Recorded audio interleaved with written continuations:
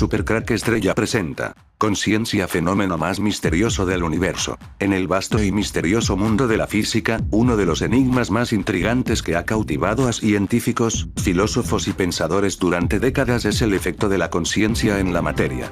Este concepto desafía nuestra comprensión tradicional de cómo el mundo funciona y plantea preguntas profundas sobre la naturaleza de la realidad. Vivimos momentos de convulsión a nivel planetario.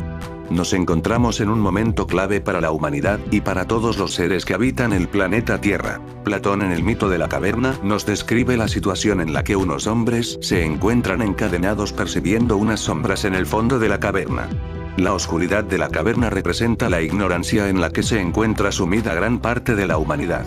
En una parte de la caverna se halla una hoguera que representa el conocimiento sensible, es decir, el conocimiento que adquirimos a través de los sentidos. Para poder contemplar la verdad hay que trascender el mundo de los sentidos y contemplarlo desde otro punto de vista, por ejemplo, desde una montaña o desde una nube.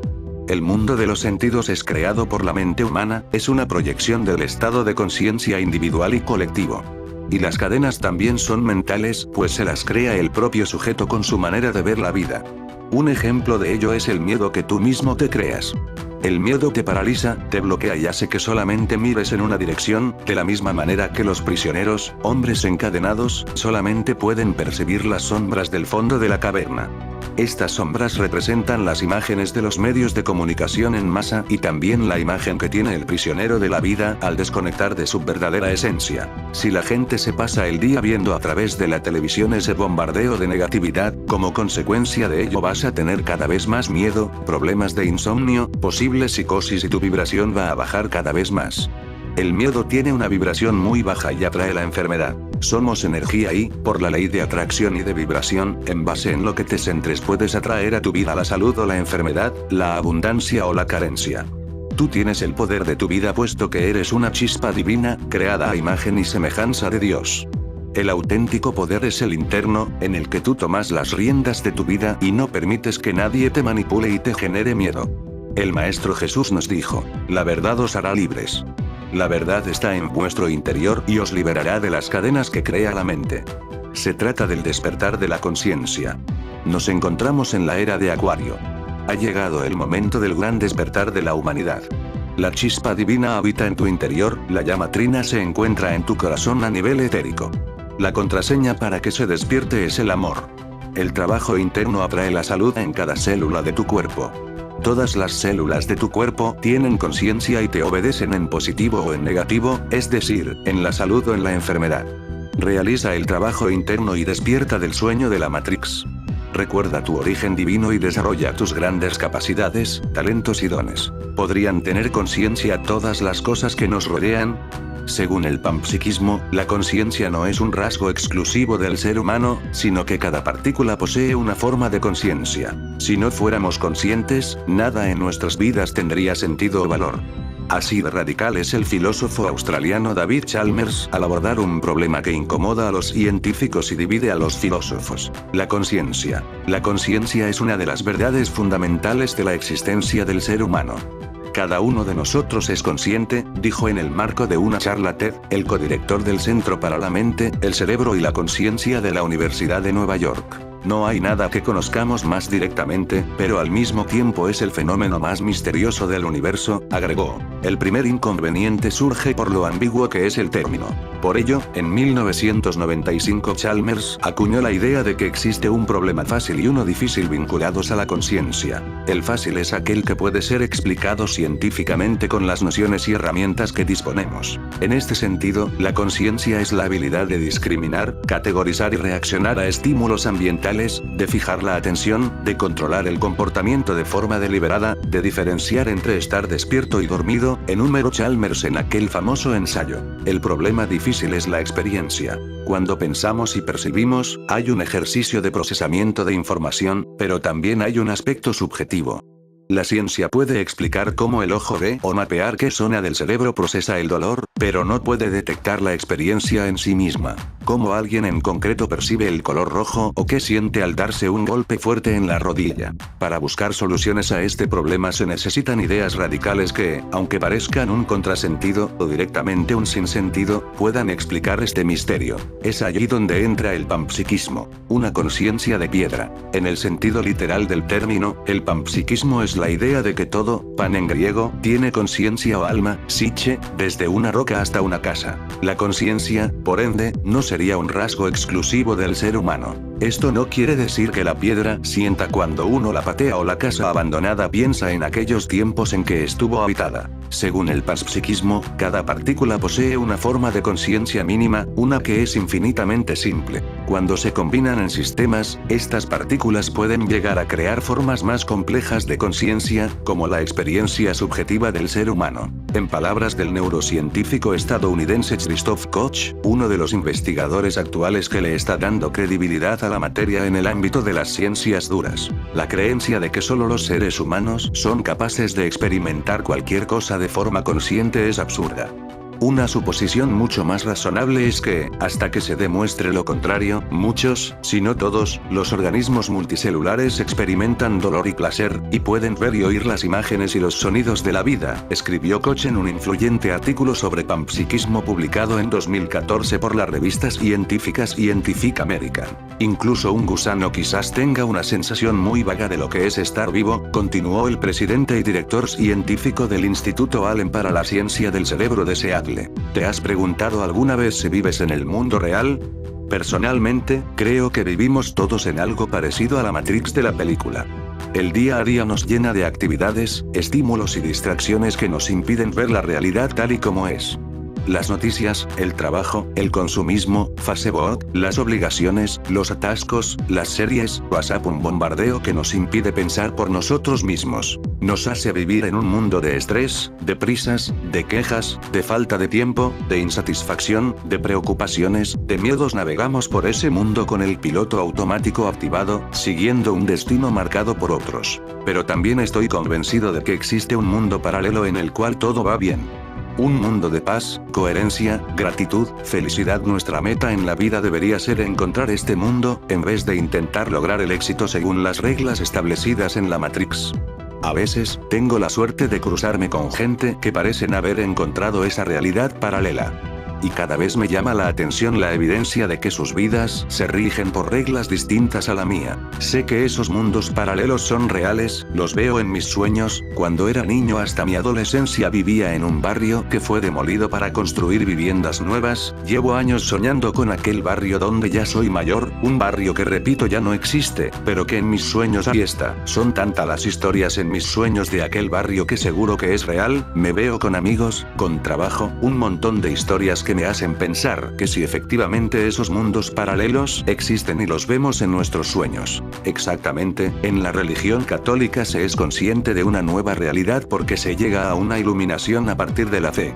La figura de Jesucristo es la encarnación del Hijo de Dios tomado como un elegido entre la humanidad para enseñar la nueva realidad. Pero para llegar a este momento tiene que realizar el tránsito a un estado de conciencia. Este tránsito es representado en el rito bautismal. Cuando llega a la adultez Jesucristo es bautizado por San Juan Bautista, que como en los personajes de Neo y Morfeo, el mayor introduce al joven en una nueva realidad, con el símbolo del agua, en The Matrix será la pastilla azul. El agua bautismal simboliza aquel elemento que hace despertar o que inicia la transición a un nuevo estado. Este acto de transición Jesús lo realizó en la edad adulta, siendo consciente de ese proceso y eligiendo en consecuencia. Hoy en día este ritual católico se realiza cuando la persona nace, aunque en un primer momento se hacía cuando llegaba a la edad adulta. Ahora la religión católica prefiere realizarlo cuando el neonato no tiene la capacidad de decidir ni de responsabilizarse de una decisión tan importante como adherirse a un sistema de creencias que le guiarán en la vida. El punto de partida para entender el efecto de la conciencia en la materia es la dualidad onda-partícula. Esta dualidad, ampliamente estudiada en la mecánica cuántica, describe cómo las partículas subatómicas pueden comportarse tanto como partículas discretas, como electrones, como ondas propagándose. El comportamiento de una partícula en un momento dado se determina en parte por si está siendo observada o no. Este fenómeno es ejemplificado en el famoso experimento de la doble rendija, donde un haz de partículas se comporta de manera diferente cuando se observa. Cuando no se observa, las partículas se comportan como ondas, mostrando un patrón de interferencia. Sin embargo, cuando se observa, se comportan como partículas individuales y el patrón de interferencia desaparece. Este cambio en el comportamiento de las partículas en función de la observación es un punto de partida clave para comprender el efecto de la conciencia en la materia. La interpretación de Copenhague. La interpretación de Copenhague es una de las interpretaciones más aceptadas de la mecánica cuántica. Esta teoría postula que la realidad subatómica está en un estado de superposición hasta que se observe. En otras palabras, las partículas no tienen propiedades definidas hasta que un observador las mida. Esto implica que la conciencia humana desempeña un papel crucial en la determinación de la realidad a nivel subatómico. El físico Johannes Niels Bohr, uno de los fundadores de esta interpretación, sostenía que la observación y la medición son esenciales para que una partícula se concrete en una forma particular. Este concepto sugiere que la conciencia está intrínsecamente ligada a la creación de la realidad en el mundo subatómico. El efecto de la conciencia en la materia plantea una serie de implicaciones tanto filosóficas como científicas. La pregunta fundamental que se plantea es si la conciencia es un componente fundamental e inseparable del universo. Si la observación de la conciencia afecta a la materia, esto sugiere que la mente humana es una fuerza cósmica activa en la creación y estructuración de la realidad. Filósofos y científicos han debatido ampliamente estas implicaciones.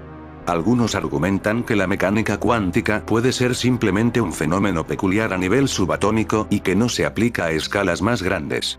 Otros sugieren que esto podría ser un indicio de una conexión profunda entre la mente y el universo, lo que lleva a la exploración de la conciencia en campos como la neurociencia y la psicología. A pesar de las décadas de investigación, el efecto de la conciencia en la materia sigue siendo un misterio intrigante en la física. Los científicos continúan investigando y realizando experimentos para comprender mejor esta relación. La tecnología moderna, como los avances en la observación cuántica, ha proporcionado herramientas más sofisticadas para explorar estos enigmas. A medida que avanzamos en nuestra comprensión de la conciencia y la física cuántica, es posible que estemos más cerca de desentrañar este enigma fundamental que desafía las nociones tradicionales de cómo funciona el universo. El Dr. Jacobo Grinberg es uno de los personajes más fascinantes que han existido en la historia reciente de México, tanto por su brillante obra como por su misteriosa desaparición en 1994, digna de una serie de ciencia ficción. Grinberg fue pionero en el estudio de la conciencia, investigando a diferentes chamanes mexicanos así como realizando estudios de telepatía en su laboratorio en la UNAM, una libertad y una pasión por el conocimiento que se antojan prácticamente imposibles en nuestra época. En este artículo no nos centraremos en el extraño caso de su desaparición, sino en su teoría de la conciencia, la cual expresó bajo el nombre de campo sintérgico. La obra interrumpida de Grinberg debe cotejarse con el trabajo de científicos como David Bohm, autor de la teoría de la totalidad implicada, y recientemente de Bernardo Kastrup, quien ha desarrollado una teoría de la ontología solo como conciencia. Asimismo, las ideas de Grinberg nos remiten a filosofías no duales como shivaísmo tántrico de Cachemira o el Dzogchen budista. Esto es, una visión de la realidad como conciencia y la conciencia como realidad. Este iba a ser el título de uno de los libros que el Dr. Grinberg ya no alcanzó a escribir.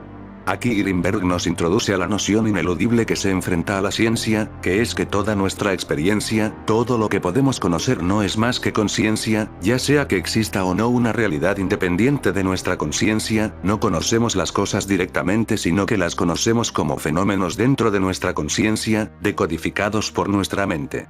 Por ello, el método científico de un observador independiente que analiza un objeto de manera externa es imposible en este caso. El experimentador es parte del campo de su experimento, aquello que está investigando es con lo que está investigando. Compárese lo dicho por Grinberg con la teoría de la ontología como solo conciencia de Kastrup. Lo que intento explicar es la mera imposibilidad de articular coherentemente esta conciencia pura con lenguaje. Como tal, cualquier cosa que la conciencia sea en la ausencia de experiencia, en la ausencia de ondas, yace fundamentalmente más allá de nuestra capacidad de darle sentido. Con esto en mente podemos afirmar que la conciencia, sea lo que fuese intrínsecamente, es el único portador de realidad que podemos conocer de manera certera. Es el único hecho empírico innegable de la existencia. La realidad que percibimos sería la decodificación que hace nuestro cerebro de lo que es unidad infinita y manifiesta, la punta de la ola del gran océano de conciencia, la cual confundimos como un estímulo primario cuando es solamente como el remolino que se excita en la superficie del agua, y por lo tanto no nos damos cuenta cómo somos parte del mismo proceso creativo de la realidad. En otro texto Grimberg afirma que nuestra conciencia es un tentáculo de Dios, acaso haciendo eco de la idea hinduista de que la deidad experimenta a través de nosotros la diversidad de la creación, y por ello se les llama a Shiva y a Krishna el disfrutador, o el gozador. Seríamos entonces la forma en la que la divinidad, que es conciencia absoluta e indiferenciada, experimenta el universo como diversidad, como variedad de experiencia, casi como un sensual diletante estético de las posibilidades de su propia creatividad. Comparemos ahora la teoría de Grimberg con este otro pasaje de Bernardo Kastrup de su libro Brief Peaks Beyond. Sostengo que no necesitamos nada más que la conciencia para explicar la realidad. Todas las cosas pueden ser entendidas como excitaciones en sí de la conciencia, el terreno de toda la realidad es un flujo transpersonal de experiencias subjetivas que describo metafóricamente como un río. Nuestra conciencia personal es simplemente una ubicación de este flujo, un remolino en el río. Es esta ubicación la que lleva a la ilusión de identidad personal y separación. El sistema cuerpo-cerebro es la imagen del proceso de ubicación en el río de la conciencia, como el remolino es la imagen del proceso de ubicación en un flujo de agua. No hay nada en el remolino más que agua. Sin embargo, podemos señalarlo y decir, hay un remolino. Análogamente, no hay nada en un cuerpo más que conciencia. Sin embargo, podemos señalarlo y decir, hay un cuerpo. Por esta razón Jesús Cristo para salir de la Matrix es bautizado en el río, el agua como elemento, en ese remolino que se forma cuando se tira algo en el agua, hay en el remolino espiral nace el portal de salida de la realidad Matrix. Lo que nos está diciendo es, siempre en términos de ejemplo, es que para hacer lo que Él hace, hay que salir de la Matrix, eso es ir al Padre. Pero vayamos más allá.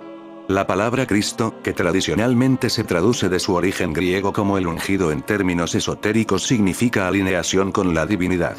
De ahí que continuamente hable Jesucristo que su poder le viene del Padre, de la fuente, de la divinidad a la que está unido y alineado. Eso significa Cristo. Jesucristo no hay que entenderlo solo como una personalidad de hace 2014 años, que llevaba barba y la raya del pelo en medio, Jesucristo es el hombre Jesús, cuando Jesús se refiere a él se llama siempre el Hijo del Hombre que se alinea con la divinidad y se hace el Cristo. Es por ello que este nombre se lo da precisamente San Pedro, según vemos en San Mateo 16:16, que se dice, 16 respondiendo Simón Pedro, dijo, tú eres el Cristo, el Hijo del Dios viviente ese Redentor, es Jesucristo en realidad histórica y Neo en la película. Pasan por las mismas fases, el bautismo, la elección, el maestro San Juan Bautista, que aquí interpreta Morpeo, etc., y el final es sublime. Al final, y siento contar el final si no ha visto la película, el cuerpo de Neo muere, antes le dan una paliza, un sufrimiento como la cruz, pero resucita por amor. Cuando Neo resucita, el Smith, el Caifás de turno, dispara para volver a matarlo, dispara, dispara y dispara. Pero Neo sin ira ni odio, simplemente alza la mano y para todas las balas. Esta parte es extraordinaria. Neo es quien tiene el joystick, la consola, es el programador y puede hacer lo que quiere siempre que no caiga preso de identificarse con la representación del programa. Entonces Neo está alineado con la divinidad y nada le es imposible. Neo tiene entonces la fuerza crística, pues está alineado con la divinidad. Repito, Buda no es el nombre de un personaje, sino que es el estado de iluminación y Cristo no es solo un personaje humano, sino que es la alineación con la divinidad. No es una historia, es una fuerza, esencia, estado, llámele como quiera, pero no se quede con la imagen de personaje humano y ya está. El problema del mundo es que la Matrix lo atrapa todo, hasta las religiones. ¿Quiénes creen que mataron a Jesucristo? ¿Los malos? No, lo mataron los buenos del momento de la misma manera que a Nero lo mata el Smith, el bueno de la sociedad. Y mientras todos creen eso, la Matrix les tiene atrapado. Así las cosas solo queda una solución: creer en Neo.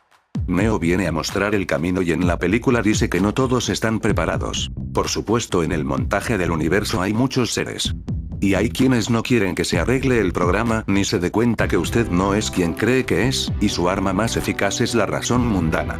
No es por casualidad que al traidor le llamen, en una escena con el nombre de cifra, porque la cifra fría te hace limitarte en la Matrix. Espiritualidad es buscar conexión con la fuente. Y es fácil, no exige nada, pero el hombre ha olvidado ser el mismo, por ello le resulta extraño, porque la Matrix le tiene atrapado. Eran especialmente listos, cultos, inteligentes, esforzados, trabajadores, personas como San Juan de la Cruz, Santa Teresa de Jesús y otros místicos o iluminados hindúes. Pues probablemente no, pero ellos fueron capaces de salir de la Matrix. Hay muchos mensajes y similitudes entre Neo y el Mesías Redentor cristiano, descúbralos usted mismo, pero lo primero es darnos cuenta de que es de lo que debemos redimirnos. Nos queda la pregunta del cómo salir de la Matrix, pero mientras no seamos capaces de identificar la Matrix, de ver la cárcel limitadora, no veremos la puerta de salida. Que por otra parte se dará en nuestra vida sin esfuerzo, por la gracia divina. Para luchar por el derecho a liberarnos ya tenemos a un Buda, a un Jesucristo y en términos cinematográficos a Neo. Pues mientras exista la Matrix y esta nos tenga atrapados, no estaremos redimidos y no seremos libres. En fin, amigos de Supercrack Estrella comenta.